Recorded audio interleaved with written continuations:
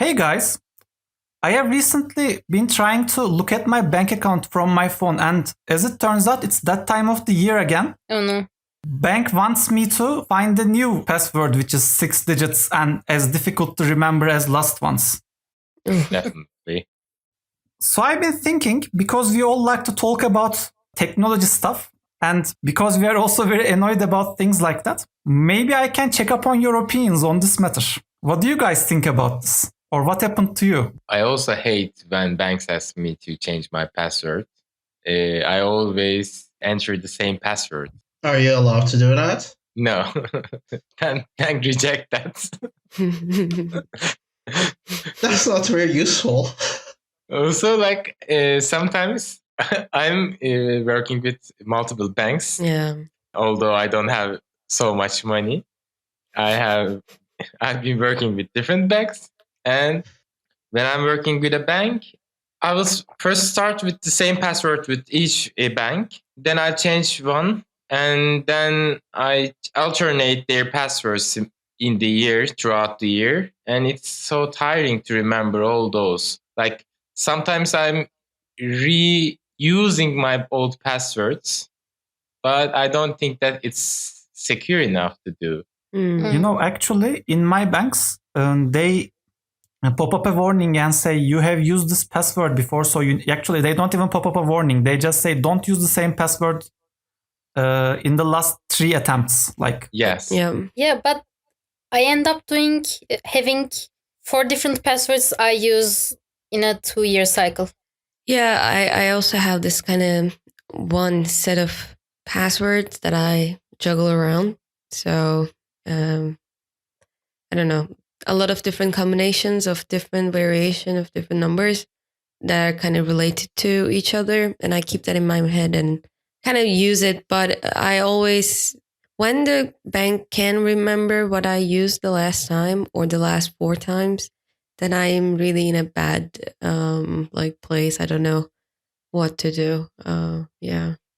I mean, actually, maybe you're in a bit of an advantage because you're in a different country. So whenever in Germany, probably your American passwords aren't recorded. So you can just recycle American ones. So all you really gotta do is move every 2 years. But the problem of having multiple passwords that you change throughout the year is that you can't really remember which password you are using right now. Yeah. Because you have multiple passwords, you try every time, and sometimes you have some limits to enter password. After that, you need to reset again. Yes. Yeah. Then the cycle continues. Like I never change the passwords for the 6-month time that bank determines. I always I need to reset it before that time comes. And it's very problematic for me to remember which password I use, even though I don't have that much of passwords. That's actually quite a weird thing because I remember I have this childhood email address I took when I was in 20 years ago this was, and I barely changed the password once because I forgot it. And I'm thinking, what other places than banks do this? What other place wants you to recycle your password? Or do you have any 20 years old passwords in your life that you don't want to change? I have it. And it's also in a similar story. I remember the first time when I had to have a password in a way.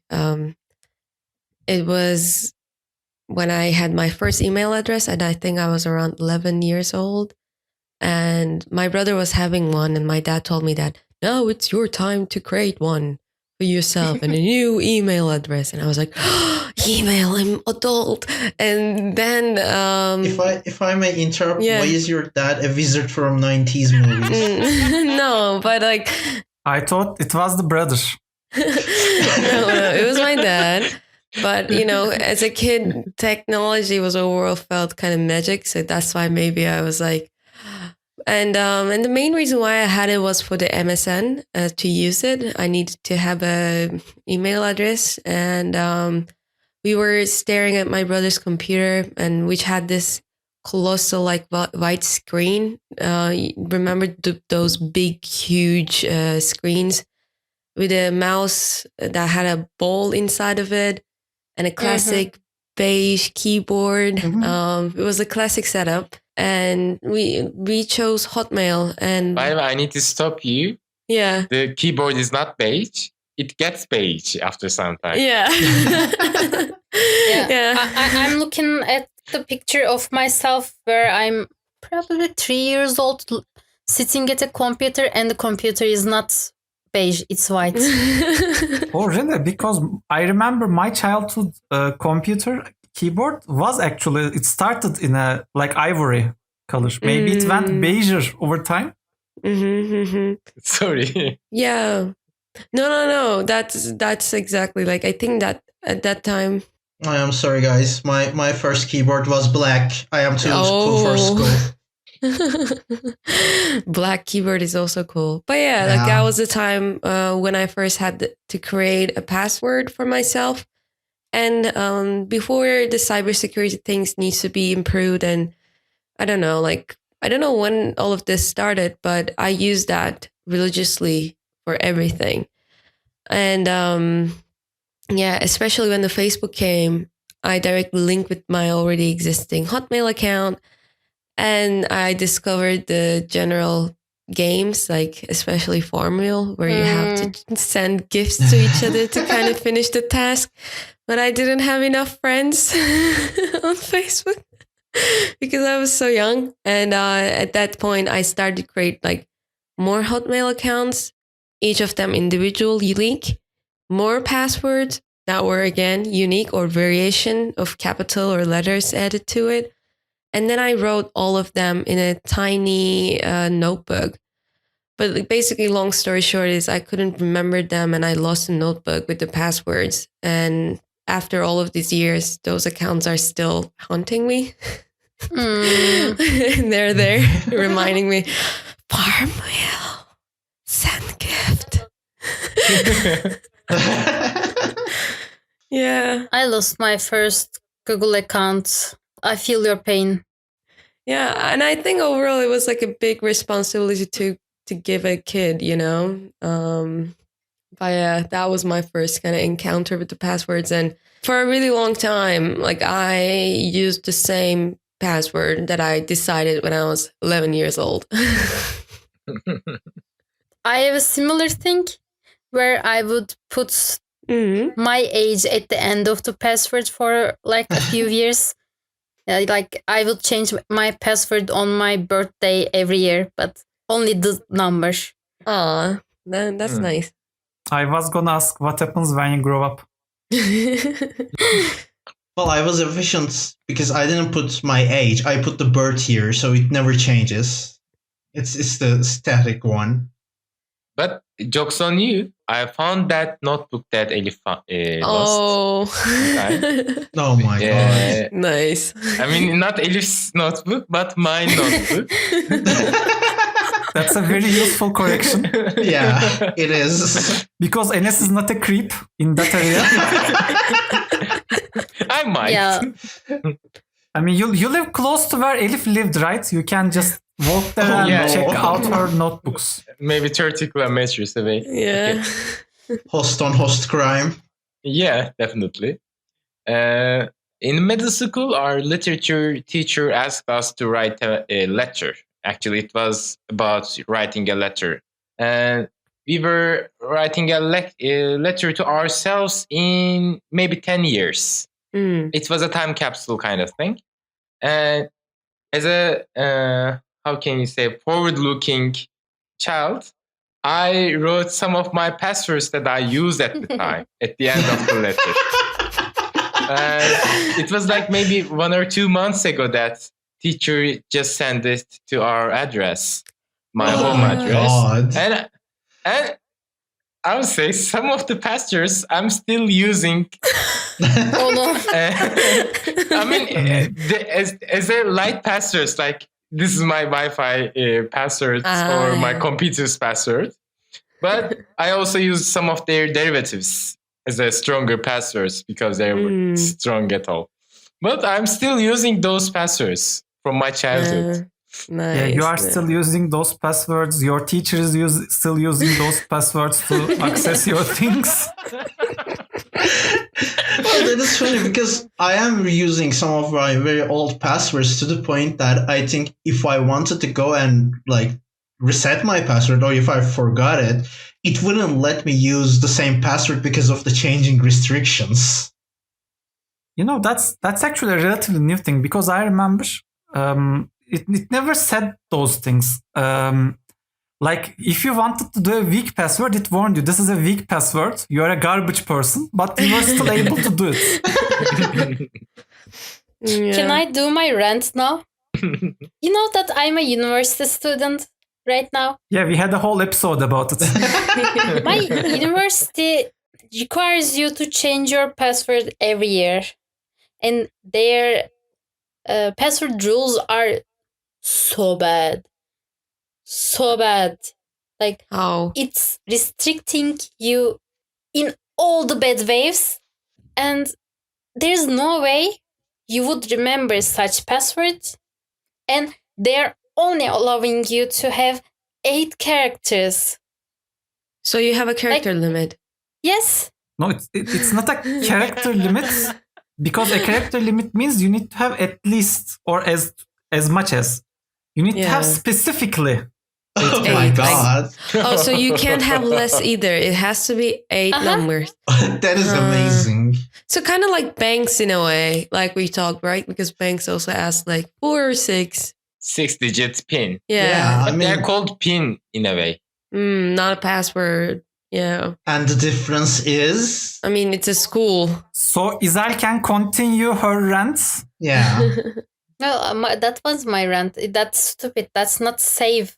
It's not making your password more safe. It's making computers to guess your password easier. It's lowering the time it would take for a computer to crack your password. Well, Because yeah. all my students use 8-character long passwords. You know that. Also, you know that it has at least one number, one character, once. Well, yeah, you're right. Like exacting the exact character count is bad because it limits the actual number of passwords you can generate, and that is less safe. And the banks, like, they may call it pins, but it's still a type of password that just requires 6 numbers is also very limiting. So these are not safe, but what is even like safe in terms of passwords? Yeah, what's a secure password, right? I mean, let me say a bit of things about this because our listeners may remember that I also go to the same university as Zal. And because of that, I use passwords generated with the same rules. And I'm going to just say my last password, the one I'm not currently using, was actually not safe. I wrote not safe with a dot instead of a space bar. In order to highlight that it's not safe. So but time travelers listening to us, you know what to do. Yeah, I actually, like, if you have a time machine, you can go backwards in time and hack my school stuff. But the thing is, I actually emailed because I do maths. I'm in a maths graduate program. I wrote a small computer code and calculated the number of guesses it would take to guess such a password with all those limitations. It was a really small number. Oh. And I wrote to the I wrote to the school IT and said, you are being not very intelligent with this decision. Don't be stupid. I haven't said that. I said, if I wanted to design a system that would make it easier for the attackers and harder for the defenders, this is what I would have done. Because, like you guys said, currently the attacker, they already know that there are 8 digits in the password. They already know that one of them has to be a letter. One uppercase letter, one lowercase letter. Oh, do you have the list? Yes, I do. can you like read the list for our dear audience about how stupid these rules are? So they can also hack our students. Yes. This hacker says inconclusion@gmail.com. The password must be exactly 8 characters. Make sure there are no more or less characters. The password must contain at least one uppercase letter, at least one lowercase letter, at least one number. The password must contain at least one of these special characters given in the parentheses. I'm not going to try to read what kind of characters are those, but they are not the special usual password characters. Like if you can't give this list to a password generator because the password generator's character list and these special characters don't line up. Also, there are other rules. The password cannot contain a space character. The password cannot contain 19s or 2000s. 19,000s. Oh my God. Don't write your f***ing birth. I sorry. Don't write your. The day you were conceived. It's a traditional thing. It's not a swear. The password cannot contain consecutive numbers of 4 or more characters, like 1, 2, 3, 4, or similar. The password cannot contain characters that repeat itself more than 2 times. The password cannot contain Turkish characters. The password cannot contain non-ASCII, ASCII, ASCII characters. Okay. The password cannot contain an easily predictable word or dictionary word, all uppercase or lowercase. But What the- What does that even mean? They didn't want you to put What? emojis, I guess. I tried everything in this list, and it allows you to do that. It's just as like, opposed to other. it's things in saying the to list. not you to do it. But I mean, if you don't look at it. And new password cannot be the same as the last 5 passwords, if any. And Five. My Do you think I'm favorite gonna come parts. up with 5 of these? Wait. My favorite part. There's a link that goes to the computing ethics page of the university, and there they have provided example passwords, and I tried them, and it lets you choose those. Amazing. It lets you. Oh God, no! Like, if I did not care about my security of my account, I would just copy the first one and use that, and the next time copy the second one, because Do they have 5 examples? Yes, they have 10. You know, this is really stupid because if instead of all of this, they just said, pick a password. Like whatever. It would have been safer. Like if you were able to do any password and you wrote ABC, that would have been about as secure as what they are doing here. This is so ridiculous. This is a 10-minute long rant, but I have to add that. What was I gonna say? What was it called? This is not how a password should be list. This is a maths problem. Like how to guess this. Well, passwords. yeah. Like, But It's an engineering school. They love math problems. similar problems at high school level. well, yeah, you're right. But this is also not far from like the general requirements for the passwords. So like what I'm wondering is like in previously NS said about banks that like he keeps forgetting his current password because of the set of pins he uses, and he doesn't know which one is he on right now, and that's just like 6 numbers. So like NS, how are you faring against these requirements? I mean, at least I don't need to renew it for after some 6 times. I also use those passwords. Like I was a student as well in the same university, and I'm just trying to remember was my last password. This is a new thing, by the way. They did this last year. No. Yeah, this is 2 What? years. I No, think. I don't remember having this kind of like extra limitations either. Like, this definitely did not happen when I was a student there. I mean, there were some limitations. Yeah, some of the requirements there was. I used the same password for 3 years, then this happened. Back in my day, my password at that university was literally just 3 numbers and then a word, and the word was in the dictionary, and there was only one uppercase. Like, that was the password that was allowed. So this is definitely new. Yeah. I don't want to give away my thing. Yeah, because the time machine people are at it again. No, I mean, I don't want to talk about it anymore. I'm giving so much information online. I wanted to quickly ask, is that the school have this double validation stuff too? Like, No. match your school email with the Gmail so we can send you a message or your No. phone number. No. Okay. I wish they did 2-factor authentication rather than doing this. Yeah, right. It feels more secure, right? Like I don't know what you guys think of those.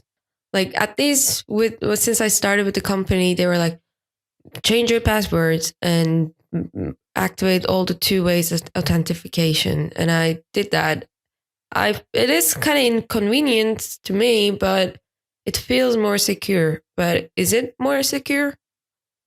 You know, it is, well, multiple factor authentication is actually one of the safest things you can do in terms of passwords, because what people generally don't understand about passwords is, especially the school people, a password is, at the end of the day, it offers some security, but however strong your password is, if the place you are doing the password with, if the system you are accessing with the password isn't safe, your password will offer very weak protection against that. So in terms of individuals, it is easy to build up a computer program in such a way that it would try a large number of passwords. It's very easy with our school. It's more difficult when they don't have these stupid restrictions. Mm-hmm. It tries all the combinations and one of them opens it. That's doable. But usually that's not what people do, because it requires a lot of computer resources. So you really need to be very patient about entering the guy's email. If you are doing that, you either need to be like a spy trying to access some government secrets, or have a crush on the person and you are trying to erase the drunken mail you sent last night. Oh no. Okay, I was really scared when you said that as a reason, but that was a nice save. Because if you have a crush on someone and you're breaking into their email, stop. Yeah, no, don't. This is an inclusion PSA. We do not endorse stalking. Yeah, this wasn't a suggestion. Like, don't do this. Don't go to a website like Ion Cannon, something like this, low orbit Ion Cannon. Don't Google low orbit Ion Cannon. Don't download softwares that enable you to do that, and don't use that to break into people's emails. Oh no. Inconclusion does not endorse this practice, but in most of the situations, that's not what you should be worrying about. What you should be worrying about is this. If you have a password which is very common, because when a person hacks into a server, they get access to not your password, but something produced using your password. And they can get all the list of all the passwords that are similar. And they can look and say, oh, these 1,000 people have the same password. If we can break to one of these passwords, we will have access to 1,000 emails. Yeah. So if you are using a very common password, like if your password is pickles, is it common? And if there are 100,000 other people with the password pickles, that's a greater security risk for you. Then you are in a pickle. Because one of those people might leave their password somewhere, and somebody can use it or they can just break in using the stalking tools we just mentioned. And they would have access to your email as well. No, but so what you should instead be using is a very long, very unique, very weird password. How I'm going to remember that? I mean, I personally like to use song lyrics. Like I open a song lyric and write 2 lines. Oh my god. Don't give away your thing. No, it's fine. I use a random password generator now, so I'm no longer doing the thing. But I used to do song lyrics. I used to do Turkish song lyrics, so you would have a special Turkish character in there too. Oh my god. But there's another risk that you should be aware of, and that's this. Some sites are weaker than others. And Enes, this actually all of you. This ties back to all of your problem. Some websites have weaker security compared to others. So with a website like Google, with like Gmail or Hotmail, you have this very strong, very like ironclad, impossible to breach securities. And with things like online games, like you usually have very flimsy, paper thick passwords. So or like Smash Mouth fan forums. Yeah, just excellent example.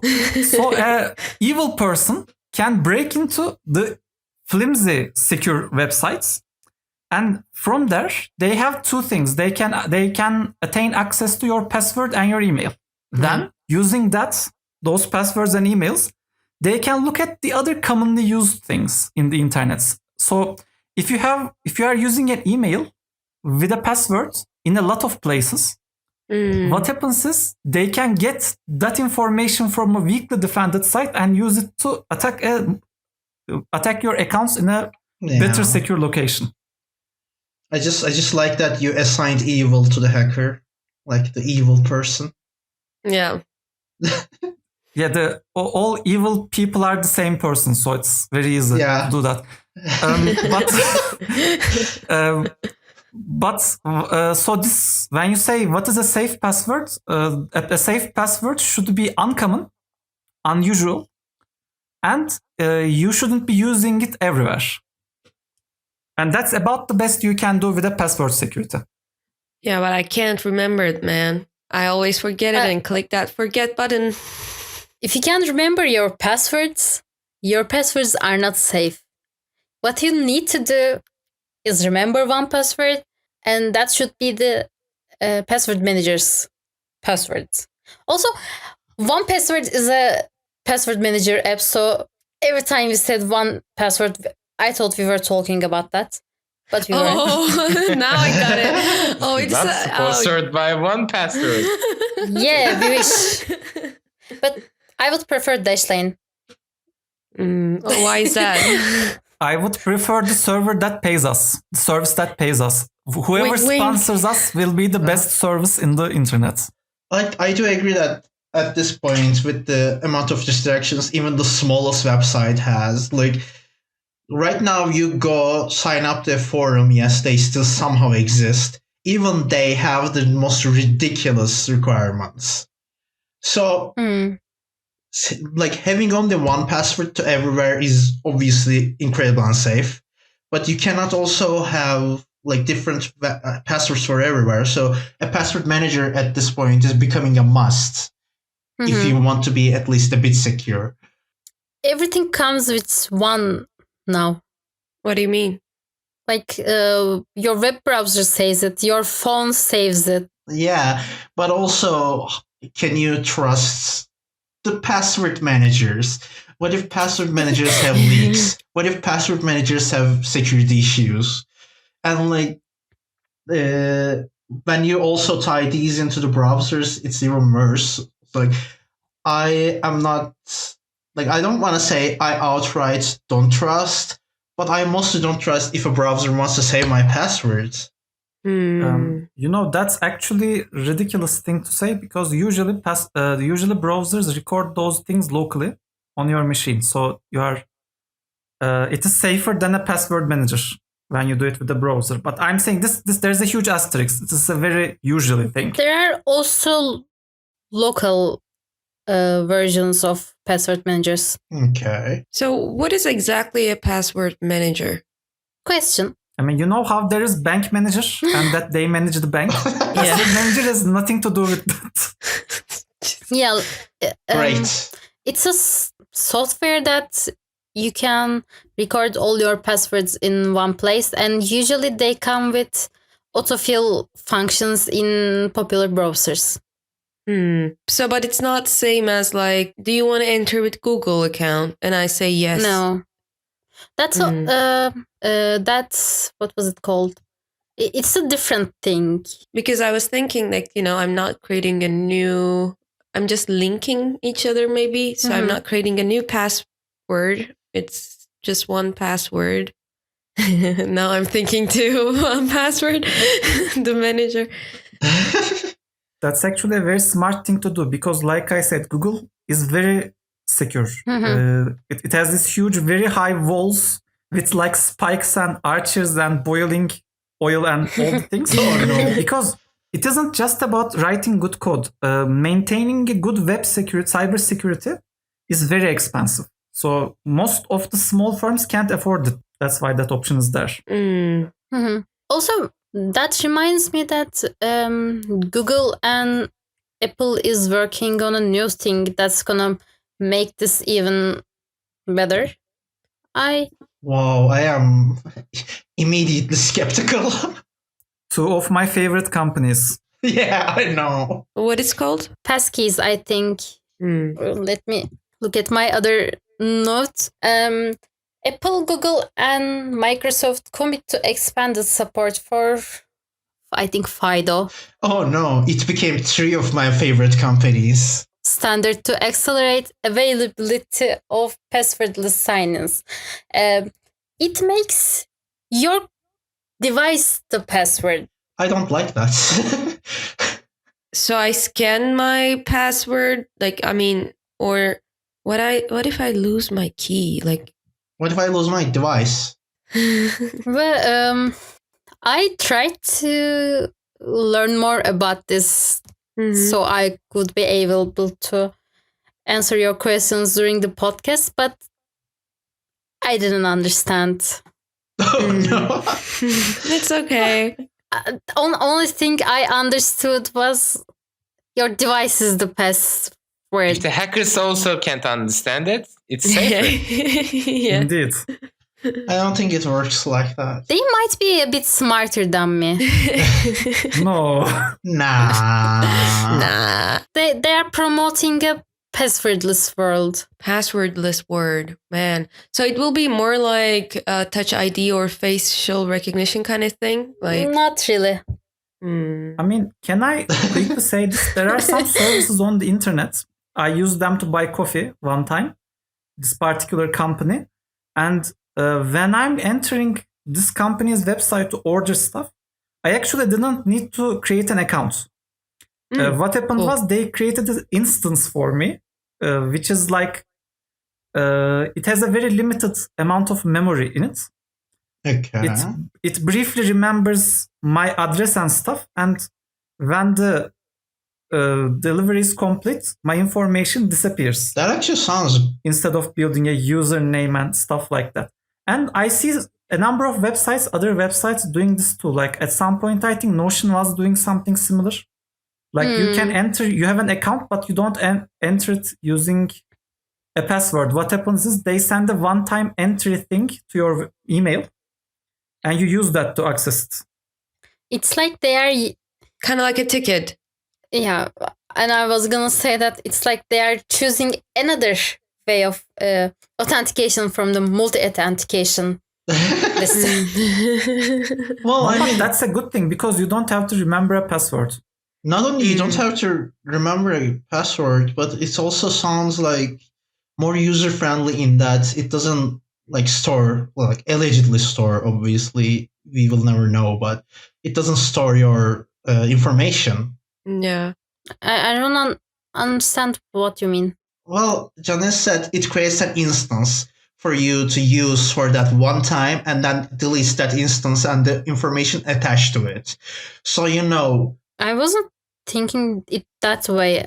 It doesn't delete your instance. That's not what happens to Notion. That's the thing about coffee. company. Yeah, but what okay. I was referring to the situation John Dennis said. So like, Okay, I heard Notion. I said two things. I was referring to the place John Dennis bought coffee from, because like now he doesn't need to maintain an account there, or when he goes into that website again, it's not going to suggest, hey, want to buy this coffee 100 more times? Buy it, you know, like that. So I think that's also nice. Yeah, like I feel like it kind of feels like a ticket that you get to attend an event, and when the event is over, the ticket is not valid anymore. So if you want to enter again, they give you another ticket. Yeah, you know, here in this podcast, we always talk about how it is very stupid that your refrigerator has a password and user entry page. This is the antithesis to that position. Yeah. So what happens is, even in an internet service, you don't really need to create an account in order to use the service.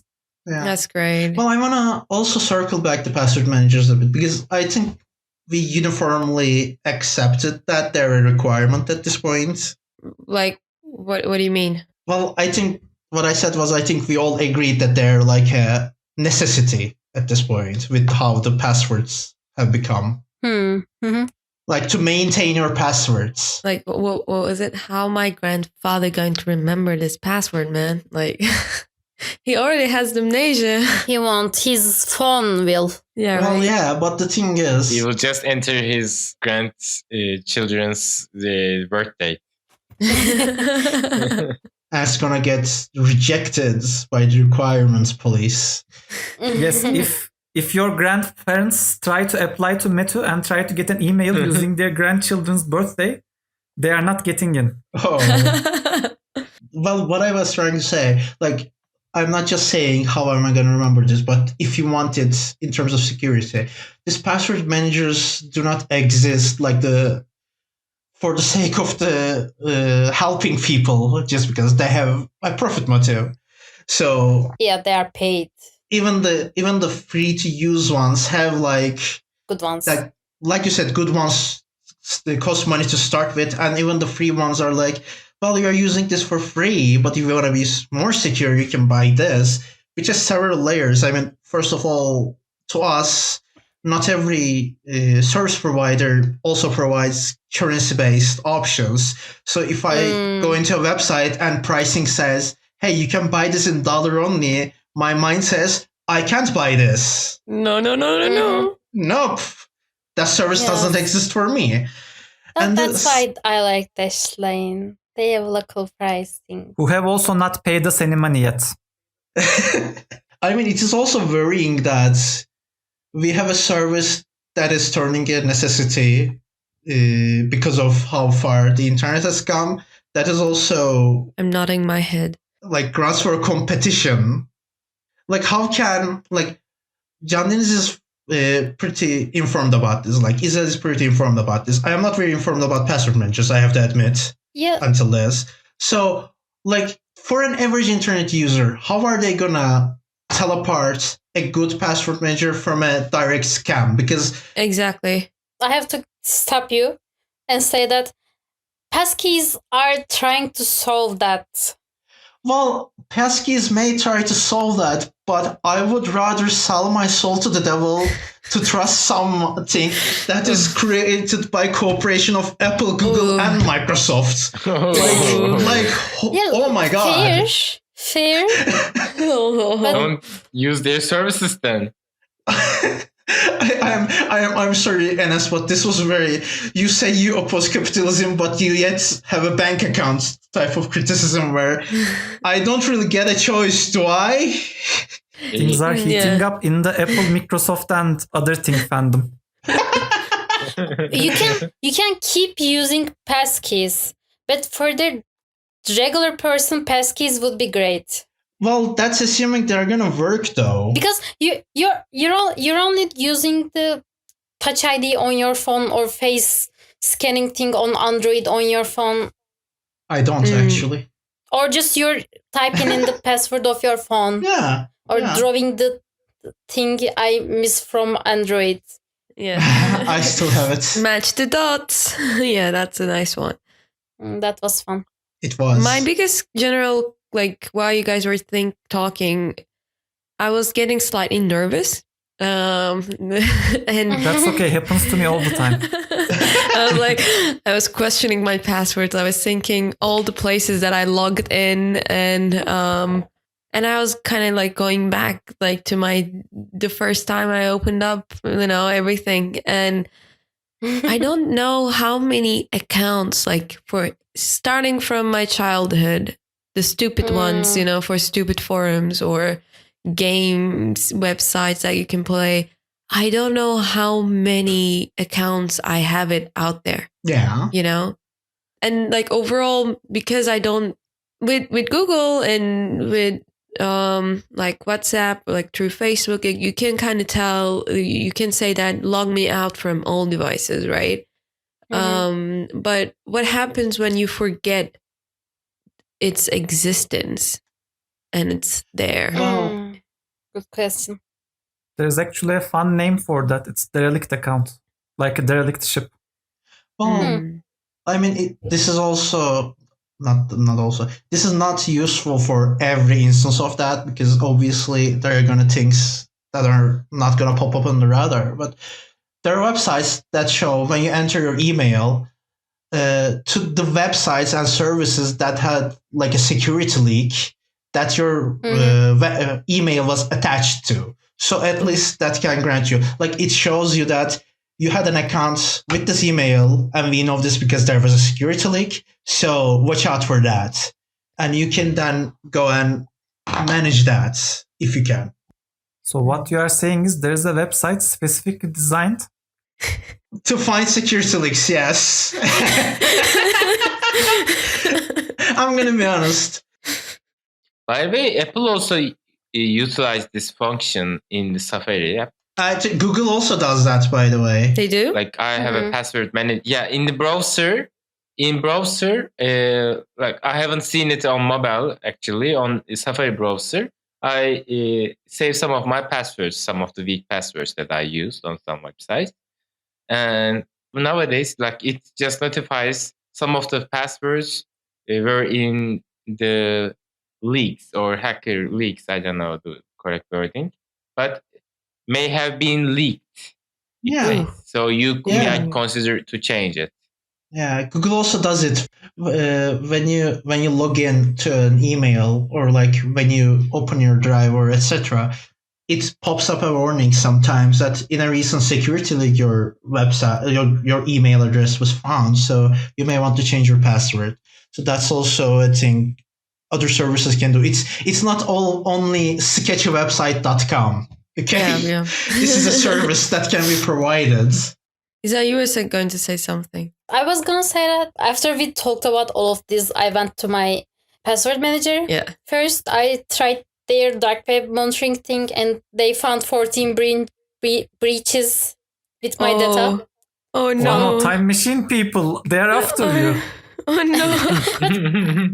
To be fair, I knew most of all of these. I had received emails from that, like, Vivian breach, change your password, and such.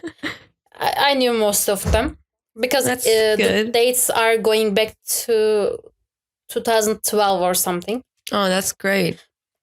But one more thing I found interesting, that I had 109 logins on my password manager, and that's not even all of them.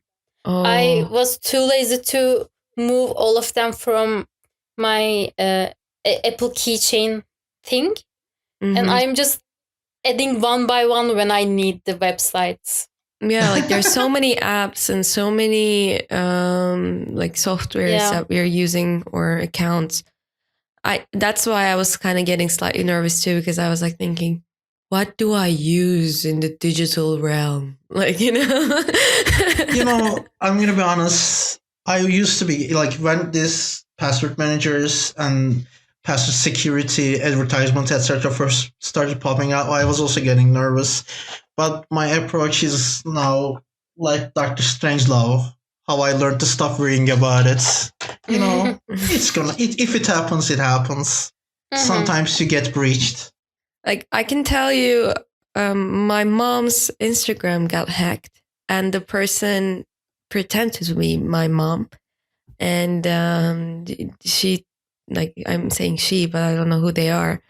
Like, they were texting us, sending us, using her photos and pretending to be her. Like, Oh my god. I found this blah blah blah, and it's so great. You should definitely use it, and asking for money. And yeah, like when that happens, my mom was super devastated because she lost all of the photos that she posted, because now apparently it's the digital, cluster photo album for her. Like, she survived. She opened up a new one. Now we're telling her, don't click on any unknown links that you don't click. Don't. By the way, that's the most secure password out there. Not clicking on ridiculous links. Yeah. Yes. Yeah. And I mean, if you are gonna do any sketchy activities on the internet, such as not stalking anybody using iron cannons, yeah.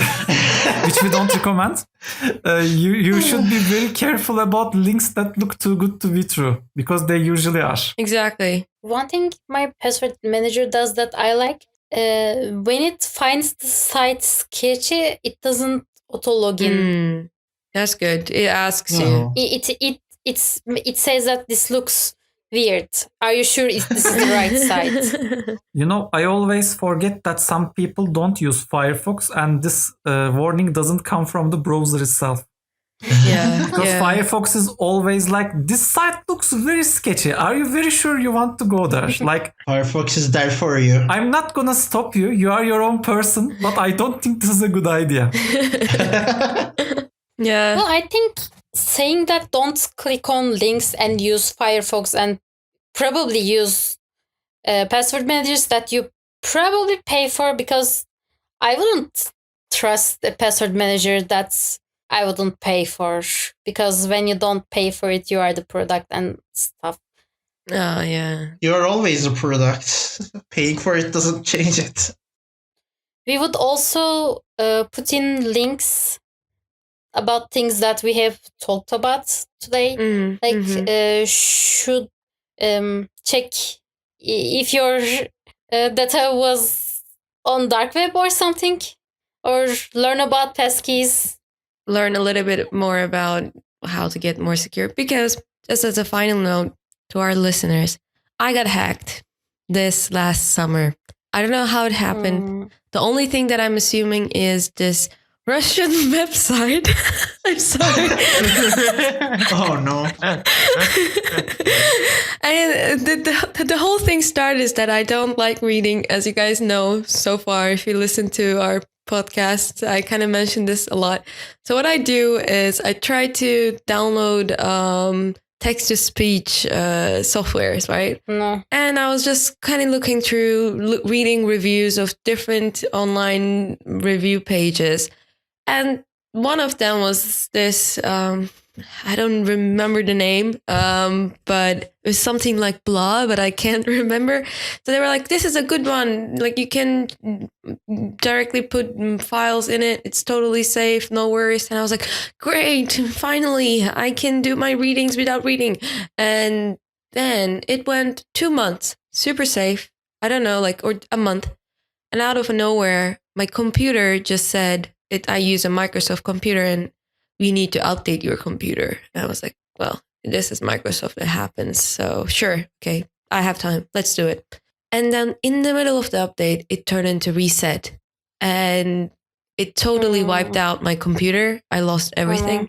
Don't trust the Russian apps. I don't know. Or don't. Racist. Jesus Christ. I'm sorry, but like,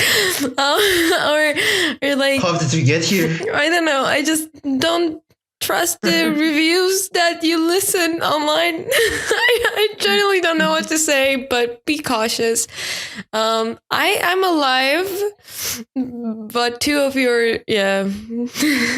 I think what you're saying is, ben yandım, siz yanmayın. Yeah, I burned myself, so you guys don't burn yourselves. Back up your things.